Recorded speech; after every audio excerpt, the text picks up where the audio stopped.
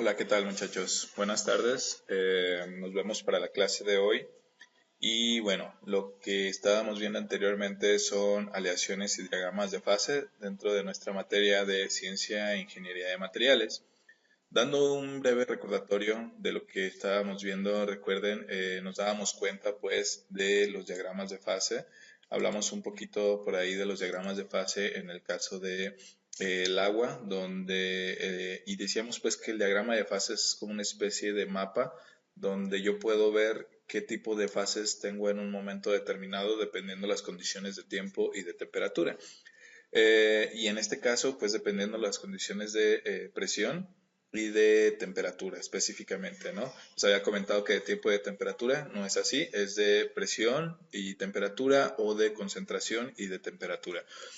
Veíamos también cuáles son los diagramas para el hierro en un momento dado, dependiendo la temperatura y dependiendo la presión. Luego vimos la regla de fases de Gibbs. La regla de fases de Gibbs básicamente me permite saber cuántos grados de libertad puedo tener yo en un momento dado. Los grados de libertad, en este caso es los grados o lo que yo puedo variar sin moverme de una fase a otra fase. Vimos también algunas curvas de enfriamiento, cómo se enfrían los materiales y cómo pasan de un estado líquido, por ejemplo, a un estado sólido. Decíamos que, por ejemplo, del punto B al punto C no se puede pasar para seguir bajando la temperatura si todo el baño fundido no se ha convertido a estado líquido, y por ahí dábamos algunos ejemplos, perdón, a estado sólido, en este caso es una solidificación. Y por ahí dábamos el caso pues del hielo en el agua, que no puede haber un cambio de temperatura si todo el hielo que se contiene dentro de esa agua no es determinantemente cambiado hacia un cambio de fase o un cambio de estado, ¿no? También hablábamos un poco de los sistemas de aleaciones binarias isomórficas, y decíamos cuáles son las condiciones para una solubilidad ilimitada. Las condiciones pues nos las da la regla de Home-Rothery. Recuerden, la solubilidad ilimitada es cuando un metal se combina completamente con otro metal, independientemente de las proporciones que tengan cada uno de ellos. Y por otro lado, las reglas de Home-Rothery deben de cumplirse para que este límite de solubilidad o esta solubilidad ilimitada se dé de una manera eficaz. Uno es el factor tamaño, esto haciendo referencia a los átomos. Desde luego, el tamaño no debe de ser mayor de 15% entre ellos. Otro es la estructura cristalina. En la estructura cristalina, pues, debe de ser igual. Y como número 3, la valencia. Recuerden, la valencia pues es el último electrón de los átomos, el cual es el responsable de los enlaces, y la electronegatividad, que también de otra manera, si no se cumple alguno de estos, alguna de estas puntos dentro de la regla, lo que va a ocurrir es que determinantemente nosotros vamos a formar compuestos o vamos a tender a formar compuestos intermetálicos, ¿no? Aquí veíamos un ejemplo de algunas cerámicas que pueden tener este tipo de solubilidad ilimitada. Una es el magnesio y el oxígeno, y otra es el níquel y el oxígeno, ¿no? Donde no se forman necesariamente compuestos, sino que puede estar disuelto uno en otro sin tanto, debido a que en este caso pues sí se cumple con las reglas de Home-Rothery. Bien, veamos algunos ejemplos de los diseños de unas cerámicas, y pues tratábamos de predecir básicamente cuáles eran los que sí me van a dar una solubilidad completa, ¿no? Y dependiendo pues eso en función del radio atómico. Luego también hablábamos del endurecimiento por la solución sólida, que esto es básicamente en lo cual se basan las aleaciones.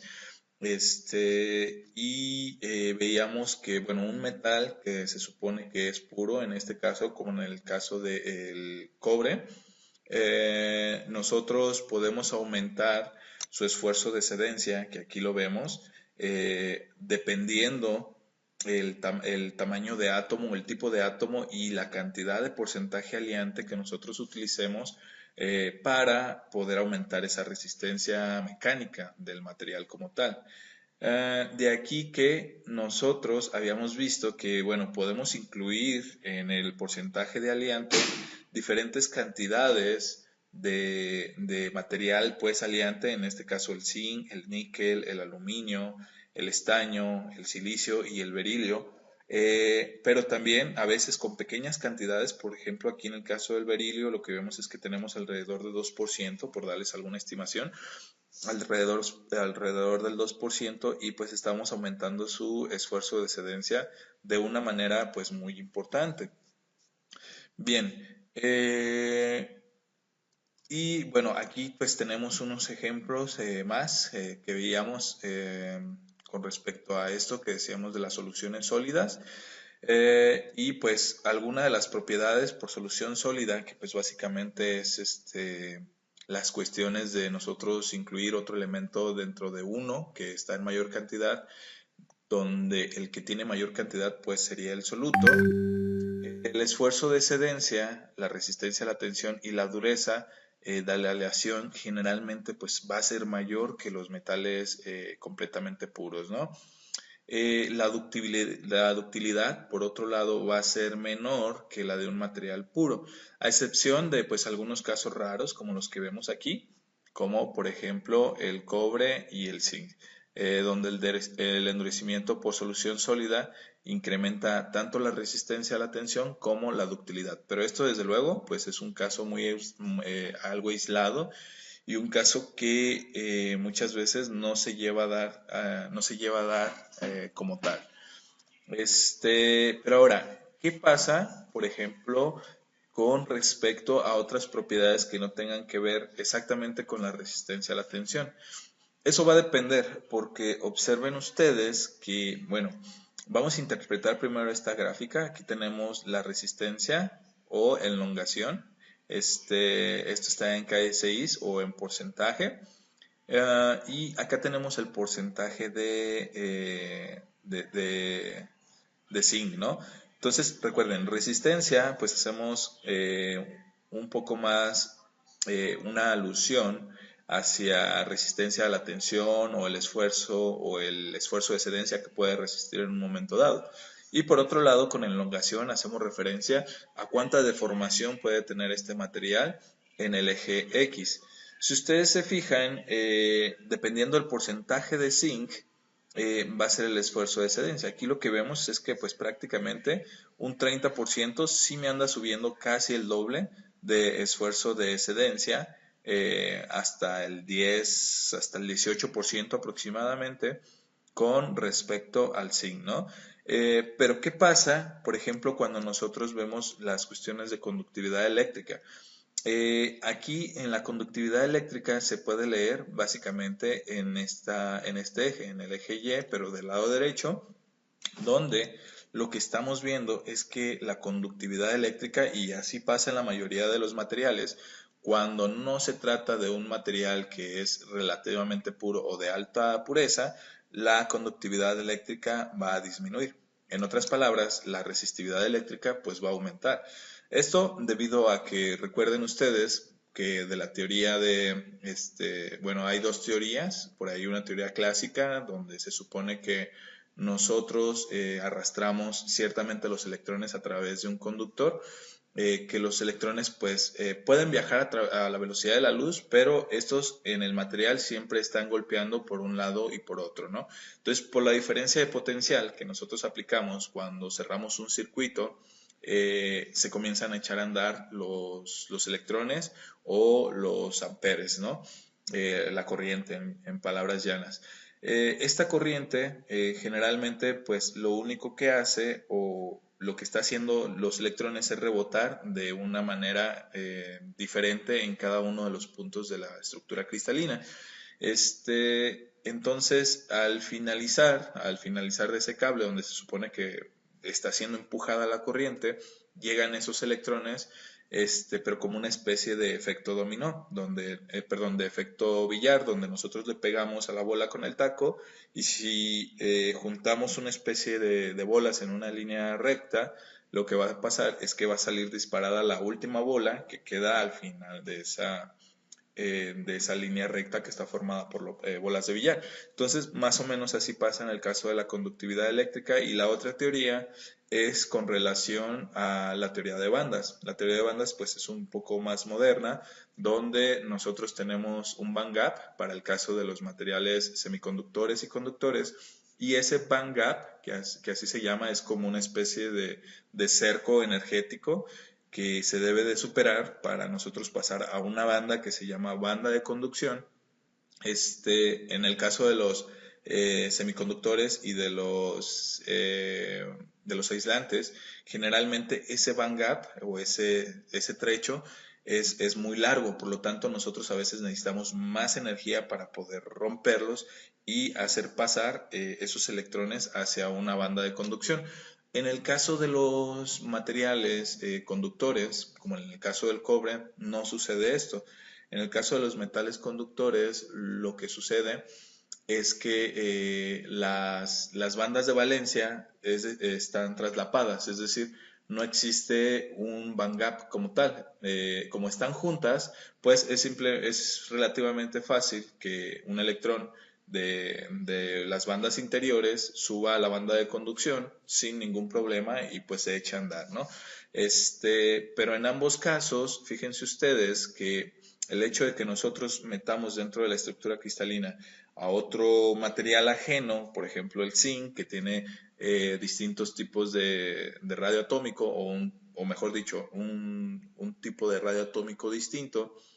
En ese caso, pues nosotros estamos incluyendo deformaciones dentro de la estructura cristalina. Estas deformaciones se pueden traducir a defectos, y estos defectos son los que aumentan nuestra resistibilidad o disminuyen nuestra conductividad. Es por eso que así se ve. Entonces, la mayoría de cables que nosotros tenemos de manera industrial o residencial se trata pues de cobre que pues está tratado mediante un proceso electrolítico donde se purifica al 99.9%, si no es que más, ¿no? Por otro lado, pues la resistencia a la tensión se va a comportar muy parecido al esfuerzo de excedencia, y la elongación va a tender a, primero, pues en este caso, va a tender a disminuir y luego aumentar un poco, ¿no? Pero este era uno, pues, de los casos que nosotros hablábamos que son raros, porque realmente la elongación, o que tiene que ver mucho con la ductilidad de un material, tiende a disminuir debido pues a que nosotros estamos aumentando la dureza y estamos aumentando también la resistencia, pero como ya dijimos, en este caso del cobre zinc pues es una excepción que pues muy raras veces se da. Es por eso que la elongación aquí aumenta a medida que pues también aumentamos el porcentaje de zinc. Bien, otra de las cuestiones es que la resistencia a la termofluencia o a la pérdida de propiedades mecánicas a temperaturas no provoca cambios catastróficos en las propiedades de las aleaciones endurecidas por solución sólida. En otras palabras, hay algunas aleaciones que son endurecidas por otros mecanismos, pero cuando nosotros hablamos de la resistencia a la termofluencia, es nada más como si nosotros hiciéramos el mismo ensayo de esfuerzo de formación, donde ya veíamos que dos mordazas se agarran de una muestra y esa muestra se tiende a estirar. Lo hiciéramos exactamente igual, pero lógicamente cuando nosotros aumentamos la temperatura, en ese momento hablamos de un ensayo de termofluencia o también de resistencia a la termofluencia. Si nosotros le metemos, digamos, unos 400 grados centígrados a esa probeta que estamos tensando en esfuerzo de formación, lo que va a ocurrir es que básicamente no va a tener las mismas propiedades que el material cuando nos encontramos a una temperatura ambiente. ¿Por qué? Porque recuerden ustedes que en defectos puntuales veíamos algo que se llamaban dislocaciones. Las dislocaciones son las responsables de que en la estructura cristalina una un plano se pueda deslizar sobre otro generando dislocaciones. ¿Y qué pasa con los planos?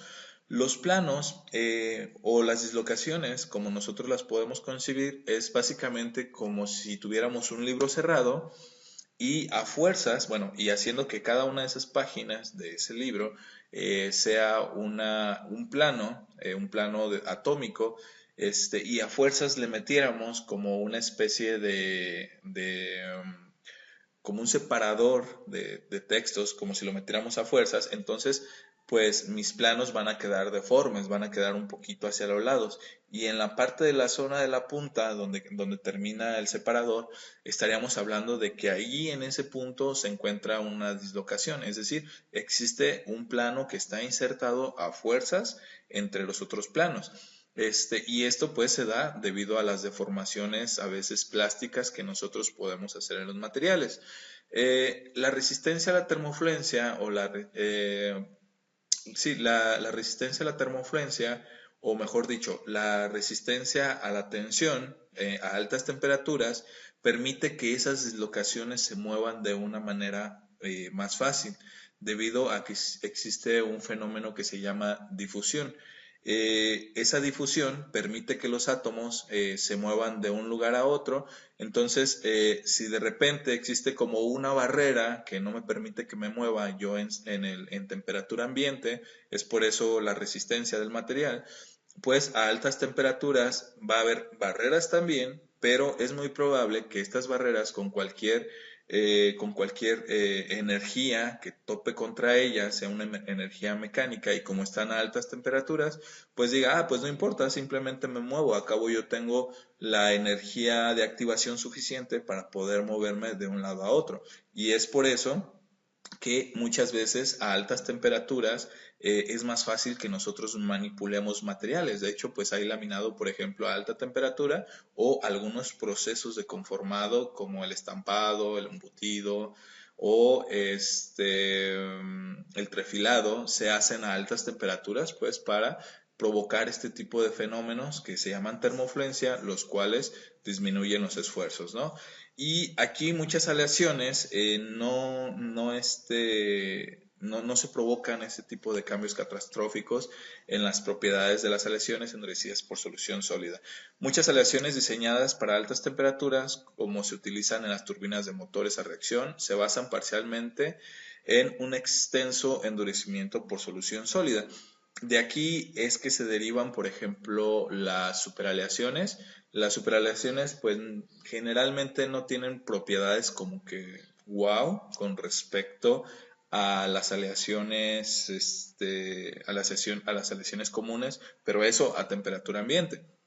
Cuando nosotros en un motor a reacción, por ejemplo, de las que utilizan los aviones o de las turbinas que utilizan los aviones, necesitamos una aleación donde se demande temperaturas muy altas, pues en ese caso, ese tipo de superaleaciones es donde hacen honor a su nombre, porque a altas temperaturas esas superaleaciones básicamente van a funcionar o van a tener un alto desempeño con respecto a sus propiedades mecánicas, mucho mejor que las aleaciones que nosotros podemos tener en un momento dado a temperaturas pues ambientes, ¿no? Entonces, esto pues le ayuda a la termofluencia o a la resistencia a la termofluencia. Un buen mecanismo de endurecimiento es la solución sólida. Bien, aquí lo que vemos es un diagrama de fases, donde pues ya lo habíamos visto. Básicamente les había explicado que aquí tenemos 100% de cobre y tenemos níquel. Este es un diagrama isomorfo. Esto quiere decir que es completamente soluble uno en otro. Y lo que vemos prácticamente es que pues nosotros en toda esta zona, como les había comentado anteriormente, tenemos una solución sólida de una fase alfa, y acá pues arriba tenemos un líquido. Y aquí en el intermedio, en esta especie de ojo vertical, lo que tenemos es líquido más alfa. Esto de acá pues es una isoterma a 1300 grados, Y si nosotros, por ejemplo, tenemos un 50% de níquel en este punto, nosotros podemos determinar cuánto tenemos de una fase líquida y de una fase sólida en un momento dado. Esto utilizando algo que se llama pues la regla de la palanca. Que aquí está. Los porcentajes en peso de las fases en cualquiera de las regiones del doble de doble fase de un diagrama de fases en equilibrio binario, se pueden calcular usando la regla de la palanca. Bueno, vamos a ver cómo se utiliza la regla de la palanca, ¿no? Básicamente, nosotros vamos a llamarle a esto pues un brazo opuesto. Fíjense, aquí es la temperatura X la que me interesa en W0 o sería la fracción de peso 0. Aquí tendríamos la fracción de peso de S y acá tendríamos la fracción de peso de L. Aquí estaría la composición A y acá estaría la composición B y desde luego la temperatura. Bien, las ecuaciones de la regla de la palanca pues son muy simples. Aquí pues simplemente lo que estamos determinando es que la fracción de líquido más la fracción de sólido me debe de dar igual a 1. Esto porque pues si lo multiplicamos por 100 nosotros tendríamos el 100% de esas dos fases, que es donde nos encontramos en este punto. En este punto, recuerden, tenemos líquido más sólido. Entonces, nosotros podemos encontrar la fracción de líquido simplemente despejando la fracción de sólido hacia el lado derecho o la fracción de sólido simplemente despejando la fracción de líquido para el lado derecho. De este modo, la fracción total que nosotros vamos a tener, o la fracción cero, que es la que estamos viendo en este punto, de 53% de níquel, va a ser igual a lo siguiente. Es decir, a la fracción de líquido multiplicado por el peso del líquido más la fracción de sólido multiplicado por la fracción de sólido multiplicado por el peso de sólido, que es W. De esa manera, combinando lo anterior que habíamos visto, que la fracción de líquido es igual a 1 menos la fracción de sólido, lo que podemos hacer es tomar esto y sustituirlo aquí en la fracción de líquido. Entonces aquí ya aparece como entre paréntesis, que es esto mismo de acá de arriba y que está sustituido, como ustedes lo ven, en este punto, ¿no? Lo multiplicamos por el peso del líquido más la fracción de sólido por el peso del sólido. Entonces, W0 me quedaría de la siguiente manera, que es igual, aquí factorizando, WL por 1 nos queda WL, luego menos WL por la fracción de sólido, me queda la fracción sólida por la multiplicación de ese peso líquido, más lo que ya teníamos acá arriba, ¿no? Entonces, no hay mayor problema. Aquí pues ya nada más es reordenar cada una de nuestras Ws y de nuestras X y nos quedaría esto tal y como se ve aquí. Es decir, ese W, esto de aquí, lo pasamos para el lado izquierdo, está restando, pasa sumando y este se queda aquí restando y bueno, este de acá, el XS y bueno, se quedaría sumando, entonces el único que estamos pasando para el lado izquierdo es este de acá, restando, ¿no? El WL, el peso del líquido, lo pasamos para el lado izquierdo y lo que vamos a tener, como este está sumando, es este negativo, este positivo y bueno, esto se queda aquí tal y como está, ¿no? Esto negativo, como aquí lo vemos, y esto de acá positivo, como acá lo vemos. Entonces, la fracción de peso, de sólido, nosotros podemos factorizar estos dos, ya que son términos comunes, y luego despejar. Entonces, dentro de la factorización me va a quedar WS menos WL, que es lo que tenemos acá abajo multiplicado por XS. Y como acá ya nada más tenemos W0 menos WL, pues simplemente me queda ahí del lado derecho, pero esto como lo habíamos factorizado, el XS, me queda fuera, lo pasamos para el lado derecho, pues dividiendo, ¿no? Lo que ya les había comentado. Entonces, en este caso, la fracción en peso de la fase sólida va a ser igual a la fracción sólida, que es igual a el W0 menos el WL entre el WS menos el WL. Por otro lado, si nosotros estamos buscando una fracción líquida, pues lo que vamos a hacer es el WS menos el W0 entre el WS menos el WL. Esto de aquí es básicamente lo mismo y se realiza pues siguiendo la misma analogía anterior.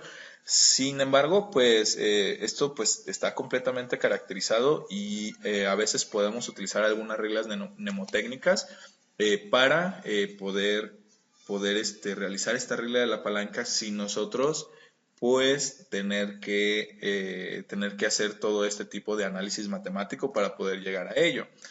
Vamos a ver, por ejemplo, una aleación de cobre-níquel contiene 47% en peso de cobre y lógicamente 53% de peso de níquel y está a 1300 grados centígrados. Vamos a utilizar la figura y vamos a responder las preguntas siguientes. Fíjense, ¿cuál es el porcentaje en peso del cobre en la fase sólida y en la fase líquida a esta temperatura? ¿A cuánto? A 1300. ¿Qué porcentaje en peso de la aleación es líquida y qué porcentaje es sólida, ¿no? Bien, vamos a ver la resolución. Aquí tenemos nuestro material. Y bueno, ¿en qué consiste? Básicamente consiste en realizar el porcentaje de peso en cada una de las fases sólida y líquida a esta temperatura. Pues lo único que tenemos que hacer es ver las fracciones. En este caso, pues el W0, vamos a ver, aquí está. En este caso, el peso, pues que nos están dando de níquel es esto, ¿no? El W0 y el WL y el WS del porciento de níquel. Entonces, si nosotros queremos sacar el porcentaje de la fase sólida, va a ser el brazo opuesto. En este caso, imaginemos que es el brazo de sólido, sería toda esta sección, por ejemplo, del W0, que sería el 58, el 53% y el 58, entonces sería 58 menos, déjenme ver, déjenme busco un marcador, sería 58 menos 53%, ¿no? Y eso lo vamos a dividir entre toda la zona o todo el rango de mi palanca. Pero esto va a ser justamente para la fracción de líquido. Entonces, esto es, la fracción de líquido sería el brazo opuesto entre todo el rango. Y de aquí que tengo 58 menos 53, y ahora todo el rango va a ser de 45 menos 58, perdón, 58 que es este de aquí, menos 45, ¿no? 45%. Entonces, recuerden esta regla mnemotécnica que básicamente consiste en lo que tenemos del lado derecho o lo que queremos saber. Por ejemplo, en este caso será la fracción de líquido. Observen que la fracción de líquido, pues yo acá la tengo del lado izquierdo. Esto de aquí lo podemos ver como si se tratase de unos brazos. Este sería pues el brazo opuesto. Aquí yo hablo de toda esta región.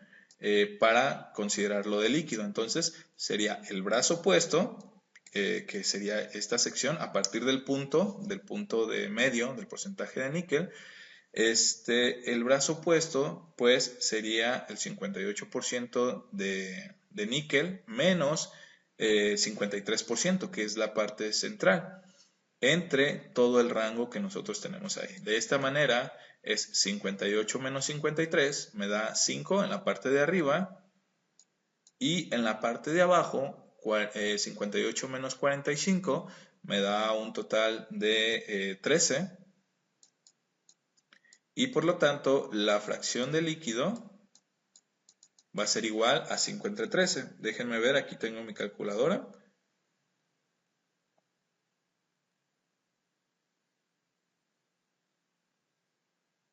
$5 entre 13. Entonces, nosotros lo que vamos a tener de fracción de líquido o de porcentaje de líquido exactamente en este punto es 0.38%. Eso es correspondiente a líquido, nada más. Y desde luego, pues lo que queda de sólido, que serían 0.72 o 72%, como lo quieramos ver, es lo que queda de sólido. Y es algo pues que tiene lógica, porque si se fijan en esta zona específicamente, yo tengo un peso mayor, tengo un porcentaje mayor de sólido, debido a que me encuentro pues más cerca de esta zona que es sólida, que de líquido, debido pues a que estoy más alejado de la zona líquida, ¿no? Entonces es así como se utiliza esta regla de la palanca. Bien, por aquí les había puesto, bueno, vamos a ver algunas aleaciones bueno, este ejercicio igual, luego lo podemos hacer, o se los pongo ahí para que ustedes determinen la composición de cada fase en unas aleaciones que contienen estos porcentajes y a diferentes temperaturas, ¿no? Por ejemplo, aquí podemos descartar de una vez que la composición de cada fase, 40%, níquel 40%, está en este punto. En este caso, la fracción, pues, sería 100% alfa, ¿no? Y en este caso, de aquí de arriba, a 1300 grados centígrados, la fracción sería básicamente líquido, el porcentaje de fase. Y desde luego en estos puntos habría que calcular ya cuánto es cada una de ellas utilizando la regla de la palanca, que fue lo que les expliqué hace un momento. Igual, esto se los dejo de tarea para que lo hagan de ejercicio ahí en su casa, ¿no? Bien, y como todo, nosotros hablamos pues, y por eso se llaman pues a diagramas de fase y diagramas de equilibrio. Muchas veces las microestructuras de piezas recién fundidas precedentes de aleaciones solidificadas lentamente tienen en general una estructura con gradiente de concentraciones originadas por regiones de diferentes composiciones químicas. Entonces, muchas veces no se trata de que los materiales estén pues al 100% homogéneos en todo su haber. Muchas veces ocurren ciertos casos donde hay zonas donde se tiene una mayor concentración de un cierto tipo de elemento químico que de otro, ¿no? Y en ocasiones hasta eso se puede utilizar como una ventaja para diseñar ciertos tratamientos térmicos, por ejemplo, la precipitación sólida, ¿no? Que igual más adelante la vamos a ver. Aquí vemos un diagrama fuera del equilibrio.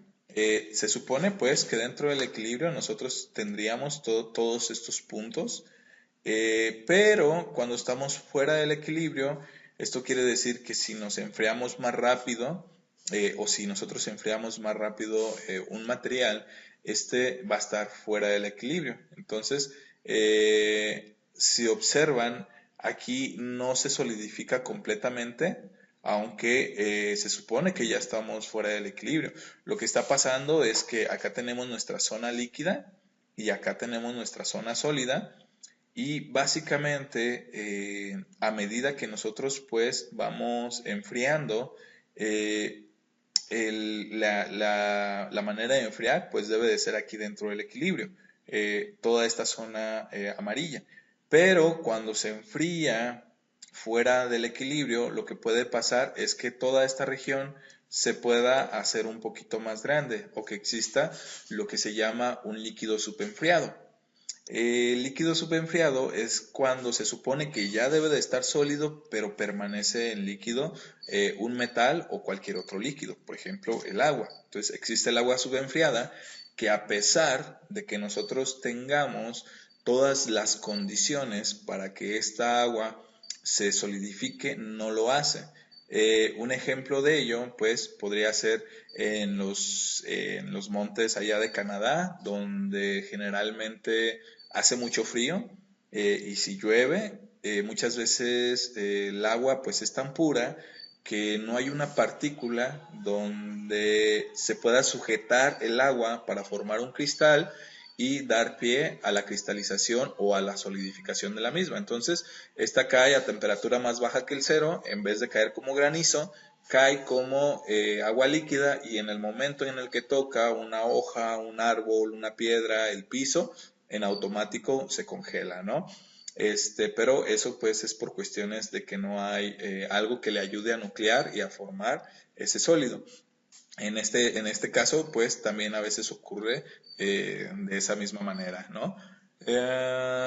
Bueno, aquí seguimos hablando un poquito de microestructuras recién fundidas. Tienen en su mayoría estructuras con gradientes de concentración en algún grado.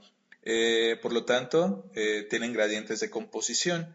En muchos casos, pues en la mayoría, estas estructuras no son deseables, particularmente si la aleación va a ser trabajada posteriormente para eliminar la estructura con gradiente de concentraciones. Por ejemplo, si se va a destinar a cuestiones de mecanizado, pues no es bueno que se tengan este tipo de gradientes de concentración, ¿no? Los lingotes o piezas fundidas se calientan a altas temperaturas o a temperaturas elevadas para acelerar la difusión en estado sólido. Este proceso se llama homogeneización, ya que produce una estructura homogénea en la aleación. Entonces, aquí ya estamos hablando de que cuando tenemos un material que tiene este tipo de concentraciones, estratégicamente podemos calentar a unas temperaturas lentas y a tiempos de permanencia relativamente altos para que básicamente el material logre homogeneizarse o logren difundir hacia los lados esos compuestos o esos elementos químicos que están concentrados en cierta zona. Es por eso, pues, que esto se llama homogeneización de la aleación. Pero también ocurren casos contrarios, donde nosotros tenemos distintos tipos de compuestos y en ocasiones se pueden, bueno, tenemos distintos tipos de materiales dentro de la aleación, por ejemplo el carbono, y a veces podemos formar compuestos de carburo de hierro o de cementita, que es básicamente FeC3, los podemos formar para hacer un endurecimiento por precipitación, ¿no? Y que es en lo que se basan muchos tratamientos térmicos para ciertas aleaciones como aleaciones de aluminio. Pero bueno, eso es otro boleto. Aquí pues seguimos hablando de la homogeneización. Aquí básicamente lo que está haciendo este operador que ustedes ven es que está homogenizando todos esos lingotes que tienen acá, ¿no? Y pues lógicamente esto pues, es un horno industrial, ¿no? Bueno, vuelven a calentar a una temperatura por debajo de temperatura de fusión de la fase que funde primero. La difusión atómica es la difusión atómica en el estado sólido crea una estructura interna más homogénea, ¿no? Entonces, a partir de la difusión pues es un tema que nosotros no hemos tocado todavía, pero les adelanto un poquito. La difusión es como si nosotros tuviéramos dos metales y de repente los calentamos, imaginemos el cobre y el zinc, que ya hace rato los habíamos visto en algún ejemplo, y imaginemos que, bueno, aquí está mi vaso y que, bueno, este vaso es de zinc y este celular es de cobre. Si yo lo uno y lo mantengo ahí, pues con una fuerza determinada, pues no va a pasar nada. Así lo dejé yo 1 millón de años, pues lo más seguro es que no se funda, ¿no? Teniendo en cuenta, pues los materiales que yo les estoy diciendo que es. Sin embargo, cuando nosotros aumentamos la temperatura, va a ocurrir un fenómeno que se llama difusión. Este fenómeno va a hacer que los átomos de zinc pasen a los átomos al cuerpo donde se encuentran los átomos de cobre y que los átomos de cobre pasen al cuerpo donde se encuentran los átomos de zinc. Entonces, de esta manera va a ocurrir una difusión. Es decir, es como una especie de soldadura de un material en otro, ¿no? Entonces, así ocurre, pero de una forma interna en el caso de estos lingotes. Si nosotros ya tenemos un gradiente de concentración en un punto, pues los metemos a calentar y va a ocurrir una homogenización de esa concentración. Bien, existen otras aleaciones binarias que se llaman eutécticas, a diferencia pues de las aleaciones isomórficas que veíamos anteriormente. Por ejemplo, el sistema plomo-estaño, las regiones de solubilidad sólida están restringidas en cada extremo del diagrama. Entonces, aquí se designan como fases alfa y beta y se denominan soluciones sólidas terminadas, ya que aparecen al final del diagrama, ¿no? Y aquí lo vemos.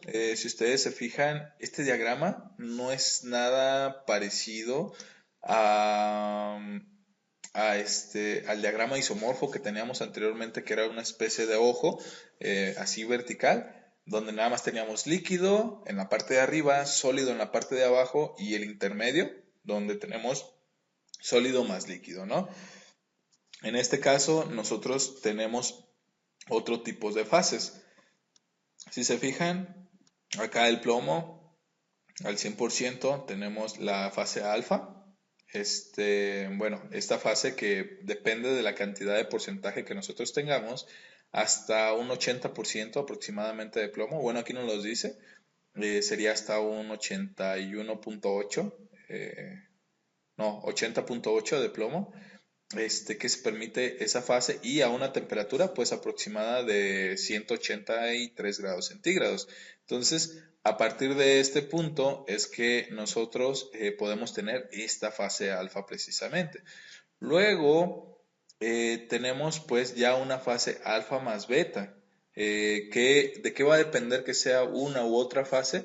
Va a depender básicamente de su estructura cristalina. Por ejemplo, en la fase alfa, estoy suponiendo, se puede tratar de una estructura cúbica centrada en el cuerpo y la fase beta de una estructura cúbica centrada en las caras.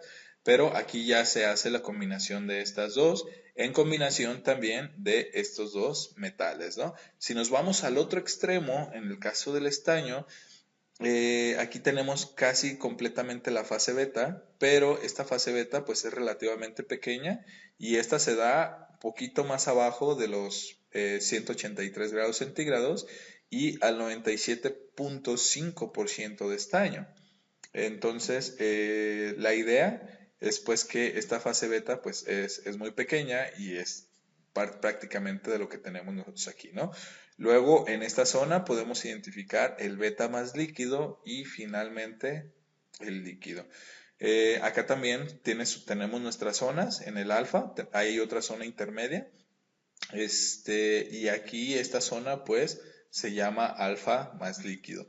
Generalmente cuando nosotros nos acercamos a un punto como este, donde se conjuntan digamos, diferentes líneas y aparte hay como un abatimiento en la temperatura de fusión, por ejemplo, aquí vemos este abatimiento, se llaman puntos eutécticos, ¿va? Y en un momento dado, estos puntos eutécticos pueden servir en un proceso de fabricación industrial, por ejemplo, si nosotros queremos abatir la temperatura de un material para fundirlo más fácilmente. Me explico. Si ustedes se fijan en este punto, en 61.9 de la aleación 1, como lo tiene aquí en el nombre, lo que está pasando es que nosotros vamos a tener un punto de fusión aproximadamente de 183 grados centígrados. Y esto pues debe de contener 61.9% de estaño.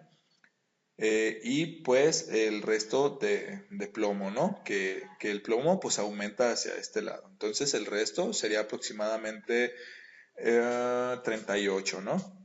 38% de plomo y decimos, ah, pues fíjate qué suave, yo ya tengo allí un punto de fusión más bajo que puedo conseguir para este tipo de aleaciones de 183 grados centígrados. Y si la aleación cumple con los requisitos de fuerza, con los requisitos para poderlos conformar, con las propiedades mecánicas, con las propiedades físicas, pues podemos hacerlo y podemos diseñarlo en este punto estratégicamente. Y ustedes me dirán, ah, bueno, ¿y por qué no un 40% de aquí vamos aumentando, aquí es 100% plomo, ¿por qué no un 40% en este caso de estaño? Que aquí lo vemos.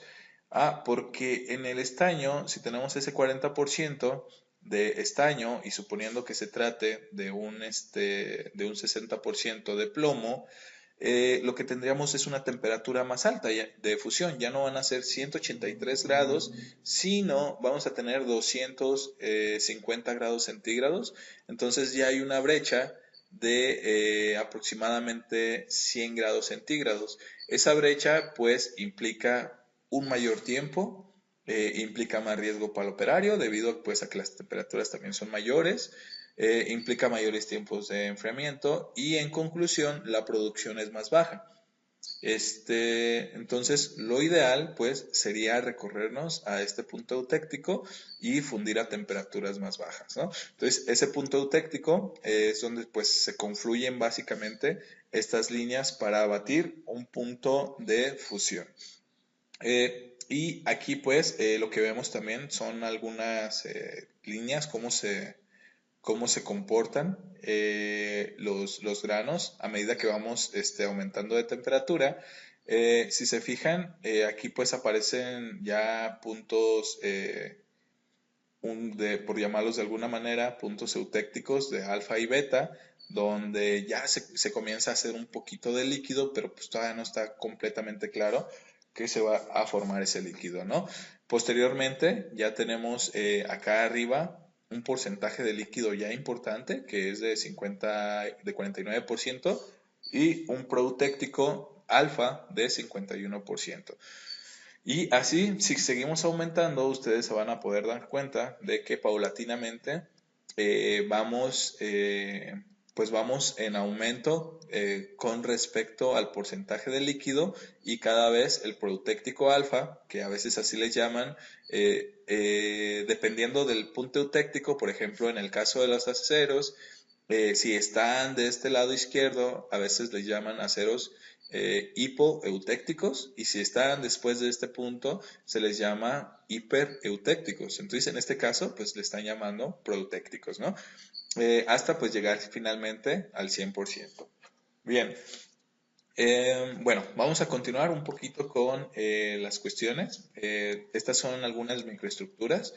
Las microestructuras, pues generalmente las personas que se dedican a este tipo de cosas en ciencias de materiales, ellos estudian este tipo de cosas, bueno, no solo ellos, hay ingenieros industriales, ingenieros mecánicos, inclusive ingenieros eléctricos, metalúrgicos que se dedican a todo este tipo de cosas y que muchas veces las microestructuras en términos de aplicación, por ejemplo, me sirven para yo darme cuenta de cuál fue la historia del material en un momento dado, cómo puede estar fallando o cuáles son sus atributos que puede tener buenos dependiendo del tipo de microestructura que yo tengo. Por ejemplo, aquí yo me puedo dar cuenta si algún material fue conformado mecánicamente, si fue tratado mediante un temple, si fue tratado mediante un envejecido, un normalizado, un recocido, etcétera. Y de esa manera, pues yo ya me puedo dar idea, ingenierilmente hablando, de qué propiedades tiene ese material. Claro, luego le puedo hacer ensayos de dureza, ensayos de tensión, lo que quiera, ¿no? Pero imagínense ustedes que quizás en algún momento dado quieren replicar algún material que tiene la competencia, pero ustedes no saben cómo replicarlo, pues porque obviamente ellos no les van a decir, este material lleva este porcentaje de tal elemento y este otro de este otro elemento, y lleva este tratamiento térmico, etcétera, ¿no? Pero a partir de esto, pues sí que se pueden dar cuenta, o inclusive también para un análisis de falla, donde imagínense un caso hipotético, si a ustedes están tratando con un proveedor chino, este proveedor chino les manda su hoja de datos del material y les dice, bueno, ahí en ese material tienes 97% de hierro, tienes 0.8% de carbono, 0.3% de niobio y otras aleaciones, ¿no? U otros metales. Entonces, si a ustedes les llegase a fallar, lo que tienen que hacer pues es un análisis de falla. Pero este análisis de falla, pues en parte van a tener que ver qué microestructura tienen y a partir de dónde está fallando, desde la microestructura hasta el tratamiento térmico o inclusive la composición química, ¿no? Y decidir si este proveedor les está mintiendo o les está vendiendo por liebre, entonces va a ocurrir este tipo de situaciones. Bien, aquí pues damos algunos ejemplos, nada más del análisis de solidificación ideal en el equilibrio, no siempre ocurre en el equilibrio, pero bueno, vamos a dejar esto hasta aquí el día de hoy, muchachos. Para la próxima seguimos viendo un poco más de este tipo de aleaciones. Y pues nada, ¿no? Les deseo que tengan muy buen fin de semana.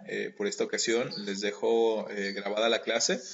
Muchas ocasiones generalmente no puedo atenderlos el viernes. Una disculpa. Pero si tienen cualquier duda con respecto a esta temática, pueden mandarme un mensaje por ahí en el Classroom, ¿sale? Entonces, nos vemos la próxima y que estén muy bien. Hasta pronto.